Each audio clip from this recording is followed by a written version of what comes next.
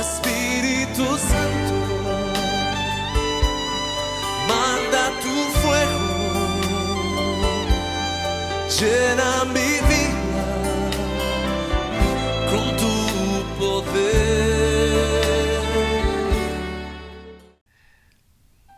Que Dios el Señor les bendiga. En primer lugar, quiero saludar a nuestro obispo Luis Quesada, a nuestra diaconisa Eduvina González y a todo el pastorado de nuestro país, en especial también a las iglesias que están fuera de nuestro territorio nacional.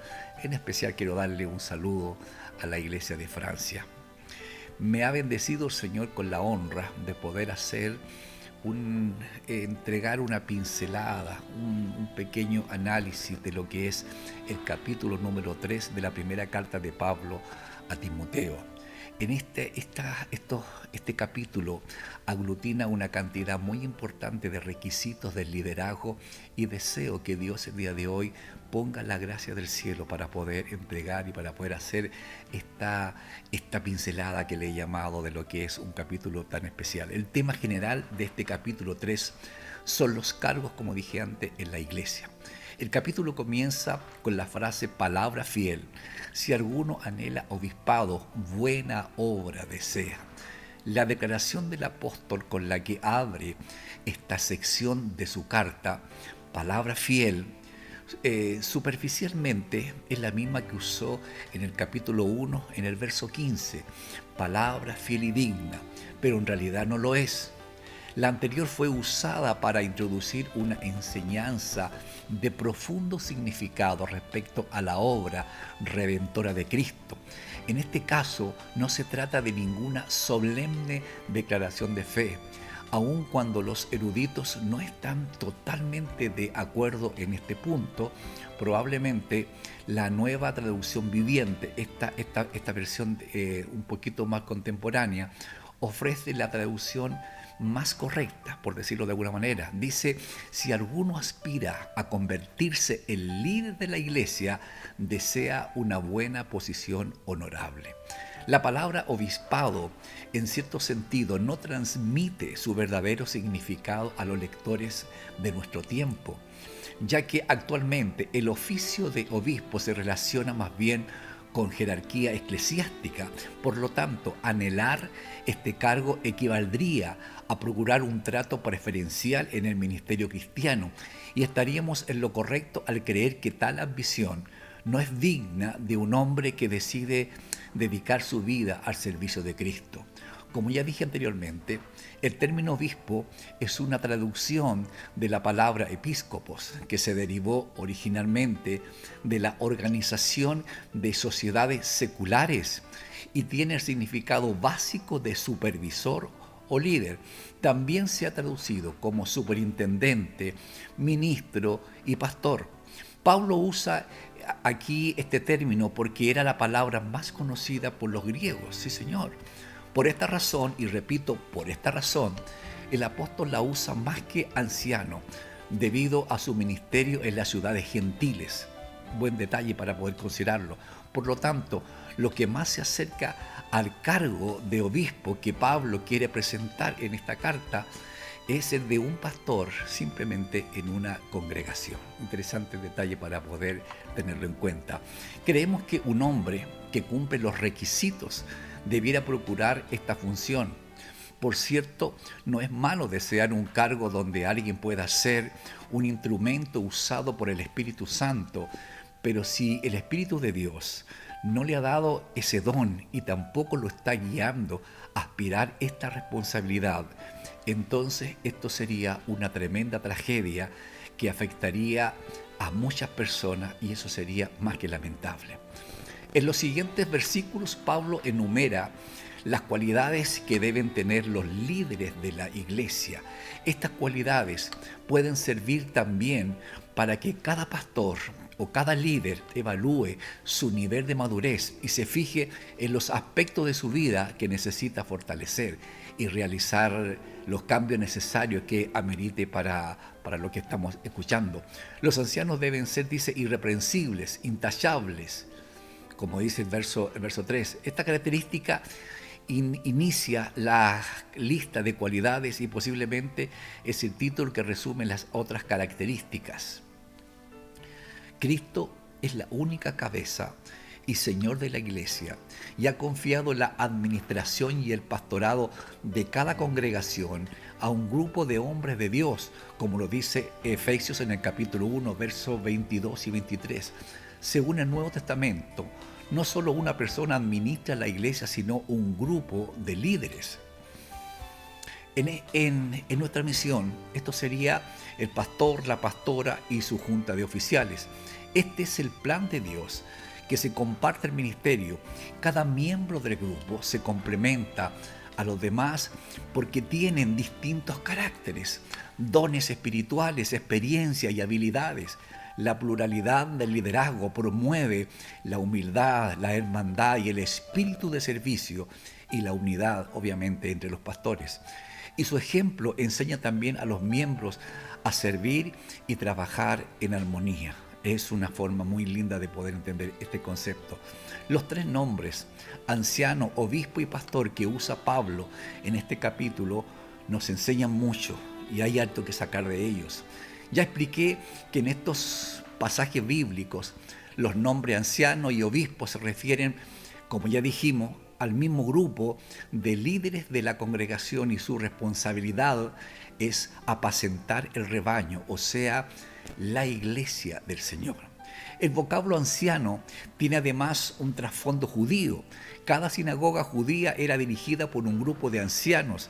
Este nombre se usa con más frecuencia en el Nuevo Testamento y es muy conocido en las iglesias. El nombre señala que el líder de la iglesia es una persona con madurez y experiencia, que debe tener sabiduría y también, obviamente, conocimiento. El segundo requisito es que sea marido de una sola mujer. Se ha discutido mucho el significado exacto de esta frase. No es el propósito del apóstol Pablo descalificar al soltero. Él no tenía esposa cuando llevó a cabo su amplio ministerio misionero. Si se exige que el anciano sea casado, entonces, lógicamente tendría que tener hijos también por causa del requisito que aparece en el verso 4. En los tiempos apostólicos, esto se interpretaba como que un obispo, después de la muerte de su esposa, se le prohibía casarse por segunda vez. Este no es el significado que Pablo le quiere dar. Pocos intérpretes creen que Pablo quiera eliminar al viudo, por lo que enseña en la carta de Romanos, en el capítulo 7, en Primera de Corintios también capítulo 7, en Primera de Timoteo capítulo 5, por ahí verso 14.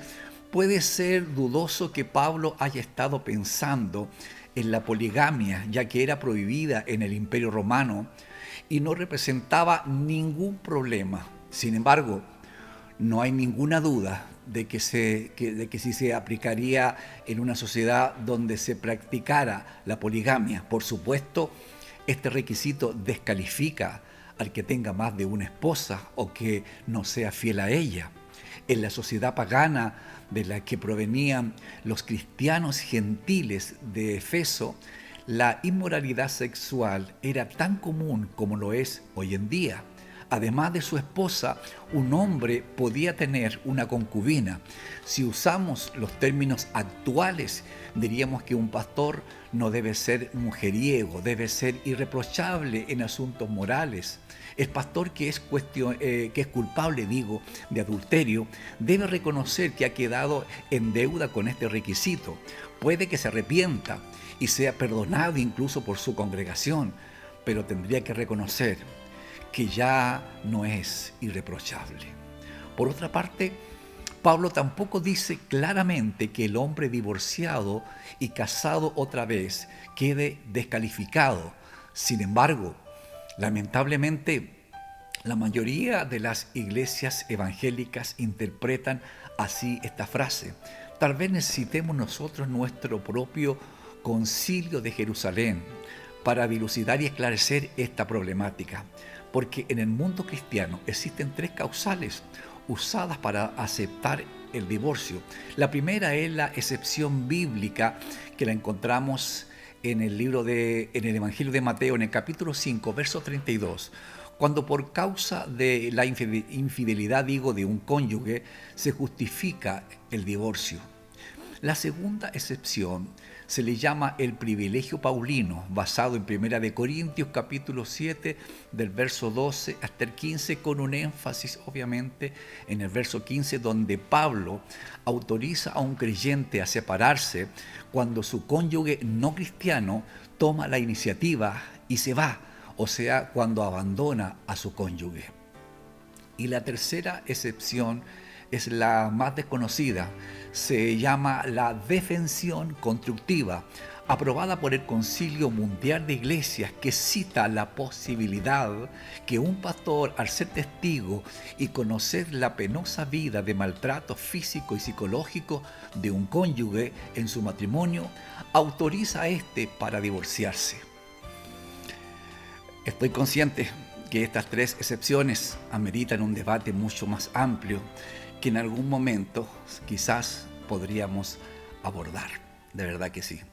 Ahora, volviendo a las palabras de Pablo cuando dice marido de una sola mujer, diremos que esta expresión en el griego no describe tanto el trasfondo matrimonial del hombre, sino simplemente su carácter.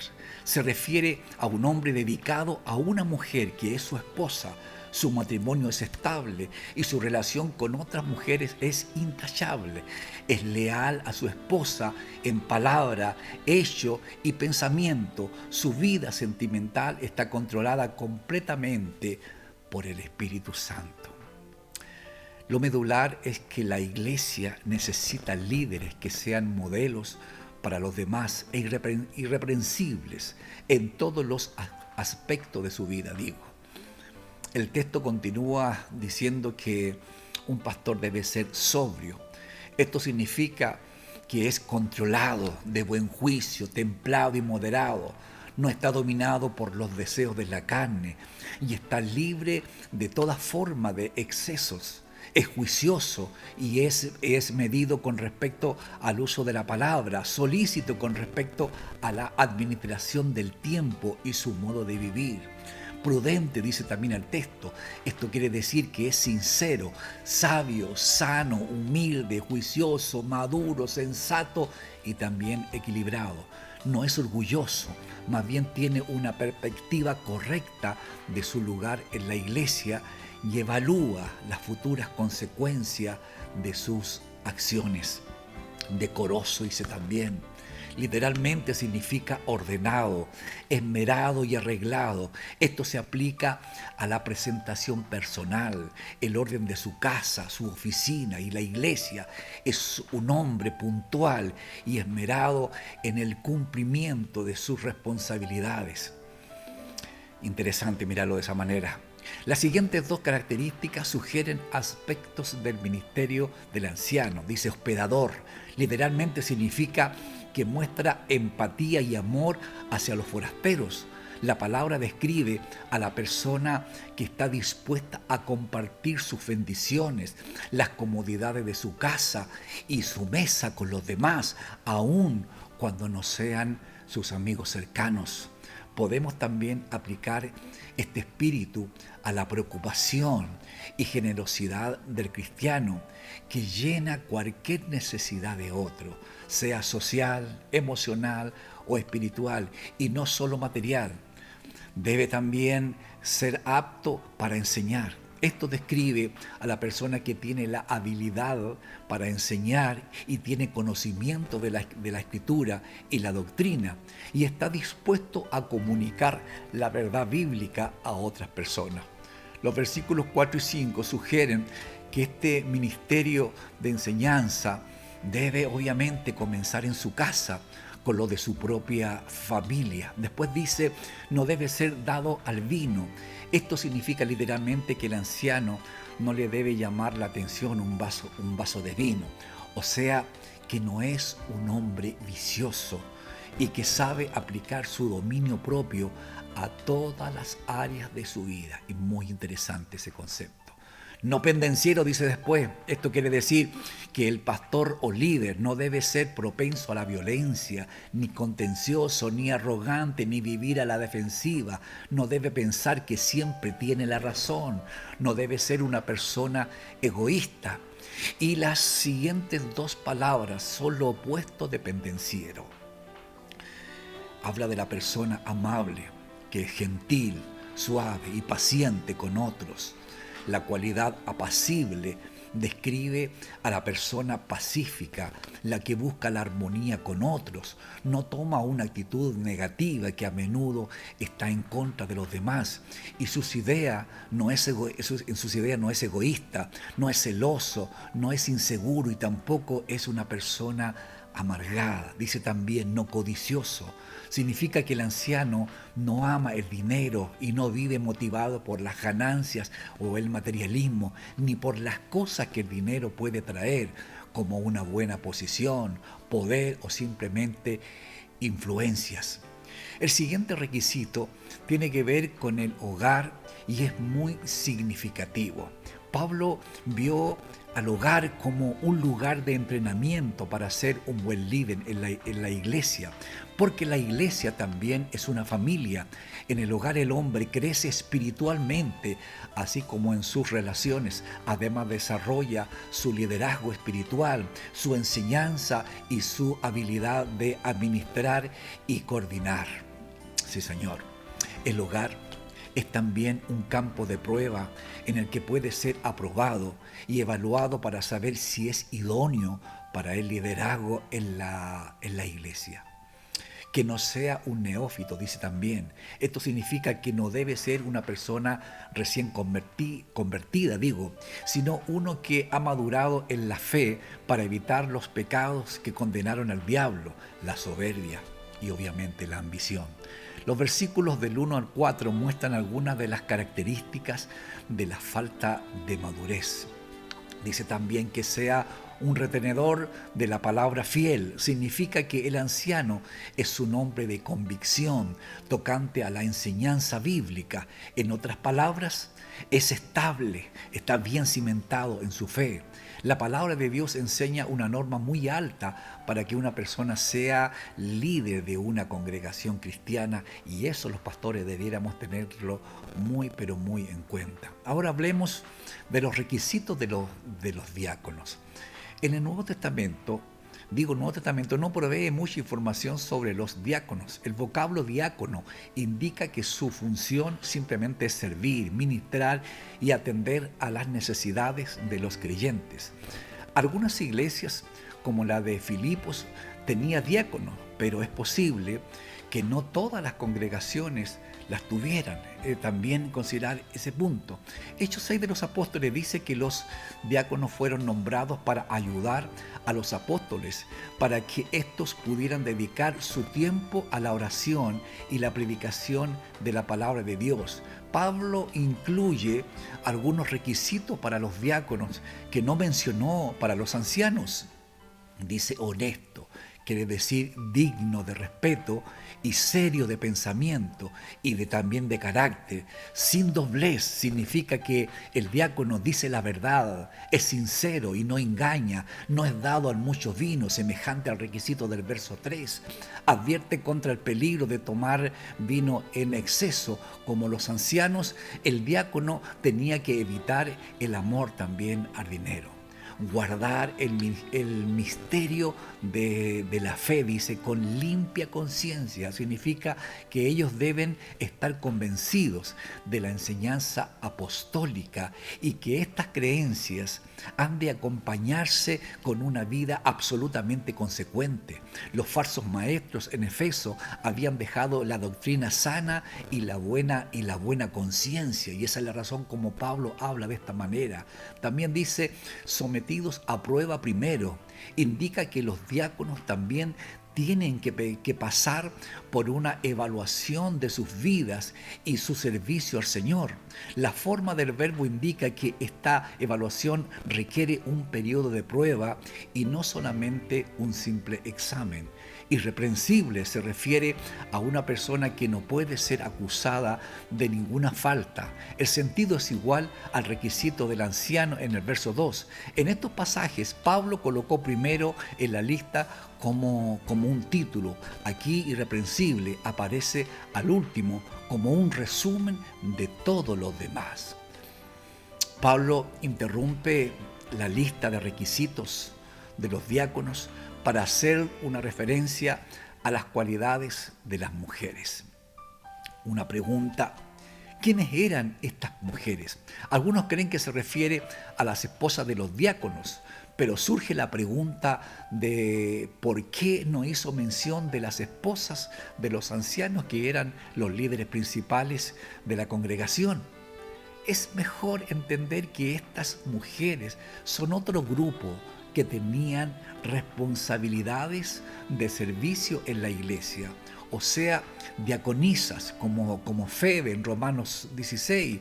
Las características de ellas son semejantes a las de los diáconos: honestas, no calumniadoras, sobrias y fieles en todo. Ahora Pablo vuelve a los requisitos para los diáconos, incluyendo también la calidad cristiana de sus hogares. Maridos, una vez más, de una sola mujer, la misma expresión del verso 2, que gobiernen bien a sus hijos y sus casas, es semejante a lo que dice el verso 4. Ganan para sí un grado honroso, enseña que el candidato a ser diácono, a través de su vida y su fiel servicio, está consiguiendo una reputación de respeto simplemente en la iglesia del Señor. Gloria a Dios por este concepto. Al terminar la lista de los requisitos de ancianos y diáconos, es interesante observar que la lista no habla de preparación académica, de experiencia en los negocios o una profesión acorde o de tener cierto nivel socioeconómico. Este pasaje enfatiza la reputación, la ética personal, la moralidad, el temperamento, los hábitos y la madurez, sin mencionar mucho acerca de las atribuciones y funciones. Es más importante para Dios la calidad del carácter y la madurez espiritual que las capacidades y talentos que una persona pueda tener. Termina este capítulo con un título muy especial. Habla de el misterio de la piedad. En estos versículos, Pablo revela el propósito de lo que ha venido enseñando en esta epístola y explica por qué son tan importantes estas enseñanzas acerca de la iglesia. Grande, dice, es el misterio de la piedad. Un misterio es una verdad que estuvo oculta en el pasado, pero que ahora ha sido revelada. El misterio de la piedad es la enseñanza que produce la piedad. Piedad se refiere no solo a actos de caridad hacia otras personas, sino a la consagración y devoción que el hombre le debe a Dios, sencillamente. Hagámonos esta pregunta interna: ¿cuál es la enseñanza que produce en nosotros la piedad? Esta se enfoca o debe enfocarse en Jesucristo y se resume aquí en 3 pares de enseñanza. Nos fijamos en los pares por el contraste que hace el autor entre carne y espíritu, ángeles y hombres, mundo y gloria. Las primeras 2 líneas enseñan la encarnación y la resurrección de Jesucristo. Cristo se hizo hombre cuando tomó un cuerpo de carne, después fue reivindicado, o sea, justificado en su espíritu cuando resucitó de los muertos. Justificado significa que la resurrección comprobó que Cristo es Dios y que su muerte logró la salvación de los hombres. Las siguientes 2 líneas hablan de su proyección hacia 2 grupos, los ángeles y los gentiles, es decir, los seres espirituales y el mundo de los humanos. Cristo fue acompañado por ángeles en su nacimiento, en su tentación, en Getsemaní, en la resurrección y también en la ascensión. Esto demuestra qué tan especial y único es Él. Por su parte, Efesios, en el capítulo 3, verso 9 y verso 10, en Primera de Pedro, capítulo 1, verso 12, enseña que aún los ángeles aprendían de Dios al observar que se humillaba el Hijo de Dios hasta hacerse hombre y cómo moría por los pecadores. Pero Cristo no vino para dar salvación a los ángeles, sino a ser predicado al mundo de hombres pecadores. No solo judíos, sino a todo el mundo de gentiles. Qué maravilloso es el plan divino y el impacto de Jesucristo en las esferas espirituales y terrenales. Las últimas dos líneas se refieren a su aceptación en la tierra y en el cielo. Algunos humanos en el mundo creyeron en Jesucristo. Muchos lo siguieron cuando andaba en Palestina y multitudes creyeron desde el día de Pentecostés en adelante. También cuando ascendió al Padre fue aceptado en la gloria para sentarse a la diestra de Dios. Solo usted trate de imaginar la recepción que tuvo al regresar victorioso sobre el pecado y sobre Satanás, habiendo rescatado los reinos de la tierra para Dios, el Rey eterno. Aleluya y gloria a Dios, decimos en este momento. Estas líneas son sublimes y muy potentes. Es un concepto que resume la doctrina y el evangelio. Cristo vino a la tierra como hombre y triunfó. Su obra impacta a los ángeles y a los seres humanos. Es aceptado por los hombres y por Dios. Pablo dice que este mensaje es el que transforma a las personas en hombres y mujeres piadosos, entregados a Dios y obedientes a Él. Esta es la verdad que la iglesia tiene que apoyar y proclamar al mundo simplemente que nos rodea el día de hoy, y hasta que Cristo venga será la predicación y será el mensaje que tendremos que transmitir al mundo que nos observa y está pendiente de lo que nosotros tenemos que entregar. Amados pastores, que el Señor les bendiga, que Dios bendiga esta pincelada del capítulo número 3 de esta preciosa carta. Deseo que mi Señor les bendiga y decimos, como decimos en la iglesia, para el Señor sea la gloria y la honra. Que el Señor les bendiga.